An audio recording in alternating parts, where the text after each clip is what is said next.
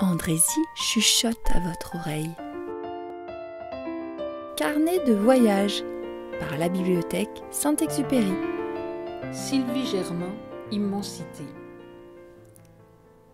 C'était un petit chemin de terre. Il serpentait à travers la plaine, à l'écart des grandes villes. Des talus broussailleux, des peupliers et des bouleaux, des rochers le bordaient. À l'un de ces méandres, il frôlait une croix de pierre au socle tout moussu. Puis il partait se perdre quelque part dans la plaine, parmi les ronces et la poussière.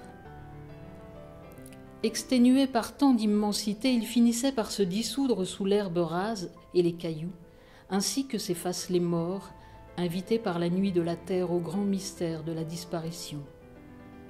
Car les chemins ont une vie, ils ont une histoire et un destin, comme les hommes. Et comme les hommes, ils meurent un jour. Leur histoire est liée à celle des hommes qui les ont tracés, à tous ceux qui les ont parcourus. Et ils ont un cœur qui bat, tout résonnant des pas des marcheurs qui les foulent. La mort leur advient lorsque tous les désertent, que nul ne se soucie plus d'eux. Leur cœur se tait quand se taisent les pas. Les chemins ont donc aussi une âme et ils ont une voix très ténue qui se lève parfois et se met à chanter au bord extrême du silence. Elle chante, la voix des chemins, les amours, les chagrins et les joies de tous ceux qui les ont traversés et dont ils gardent la mémoire. Leur mémoire est fidèle, profonde comme les siècles. C'est ainsi qu'un jour, le petit chemin de terre révéla sa chanson à une jeune fille.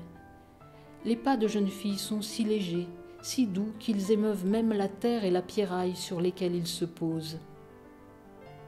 Quand le petit chemin sentit les pas de la jeune fille se poser sur lui, son vieux cœur de terre et de poussière se mit à tressaillir, et au fur et à mesure qu'avançait la jeune fille, sa mémoire endormie se ravivait. Sa voix, si longtemps tue, se releva du silence, tissant un fin murmure entre les herbes du talus. Nous espérons que vous avez passé un agréable moment. À très vite!